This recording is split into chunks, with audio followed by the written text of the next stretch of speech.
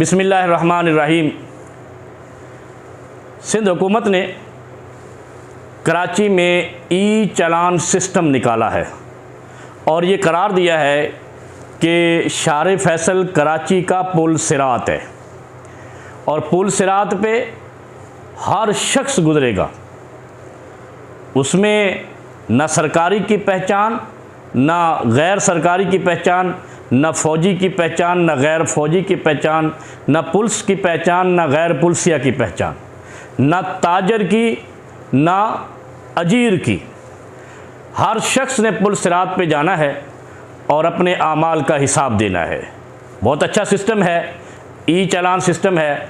लेकिन मैं इसमें एक चीज़ मेंशन करता हूँ कि इससे पहले 90 की दहाई में कराची में एक भत्ता सिस्टम था, क्योंकि चालान और भत्ते में इतना फ़र्क तो होना चाहिए कि जो भत्ते वाले 10 लाख की पर्ची भेजते हैं, ई चालान में वो 10,000, 20,000, 25,000 की पर्ची नहीं होनी चाहिए। चालान जो दुनिया में एक मारूफ सिस्टम है, उसके तरीके के मुताबिक उसी का चालान होना चाहिए।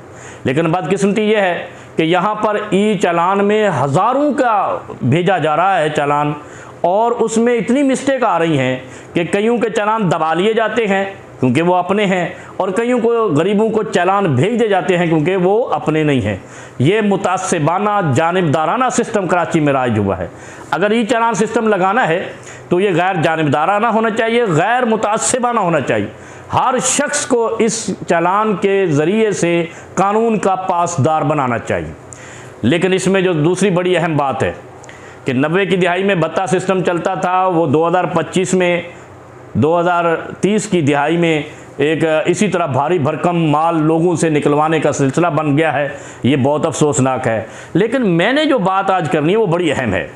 वो ये है कि इमरान खान अपने दौर इक़्तिदार में, जो मुख्तसर तरीन दौर इक़्तिदार था, जिसकी तवील तरीन उसने सज़ा पाई है, वो ये था कि वो कह रहे थे कि EVM मशीन आएगी, इलेक्ट्रॉनिक वोटिंग मशीन, यानी जिसे ई वोटिंग कहा जाता है। जब वो मशीन लेकर आया और उसको राइज करना चाहा, उससे 1-2 हलकों की वोटिंग हुई, तो जो हमेशा से जीतने वाले थे, पता चला इनकी हलके में 10% भी मकबूलियत नहीं है, अवाम इनको नहीं चाहती।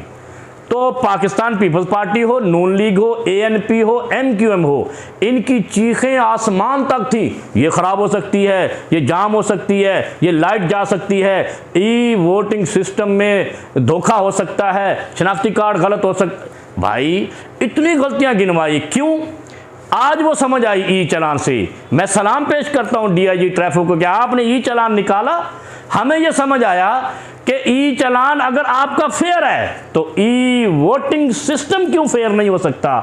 और अगर ई वोटिंग सिस्टम नाफिज हो जाता, आज जो तुमने 8 फरवरी को कराची में किया है, या लाहौर में किया है, या पाकिस्तान के हर हलके में किया है, कि जहां कोई 18,000 वोट ले रहा है उसको 1,80,000 किया जा रहा है। अगर ये ई वोटिंग से होता, ये दगा ना होता, ये कौम से धोखा ना होता।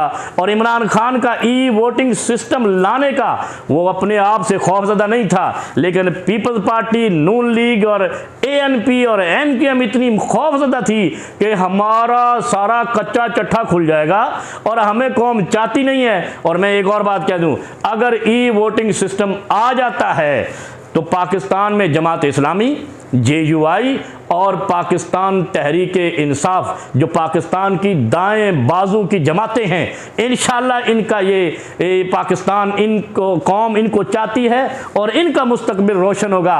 और जो 40 साल से इस कौम को मुर्गा बनाकर जाली वोटिंग से, धांधली से, रिगिंग से, धोखे से और फॉर्म 47 से इक़्तिदार में आते हैं, इलेक्ट्रॉनिक वोटिंग सिस्टम से इसी तरह ये महव हो जाएंगे सफाहस्ती से, जैसे गैर कानूनी तरीके से, गैर कानून की पासदारी ना करते हुए ट्रैफिक चलाने वालों को चालान जाता है, इसी तरह इनका वोट भी ज़ाय हो जाएगा। और इंशाअल्लाह ई वोटिंग सिस्टम आएगा, इसलिए कि अगर ई चालान सिस्टम चल सकता है तो ई वोटिंग सिस्टम क्यों नहीं चल सकता। ई वोटिंग सिस्टम से मुस्तहिक ही इक़्तिदार में आएंगे, वही लोग आएंगे जिनको कौम चाहेगी, वो नहीं आएंगे जिनको बंदूक चाहेगी।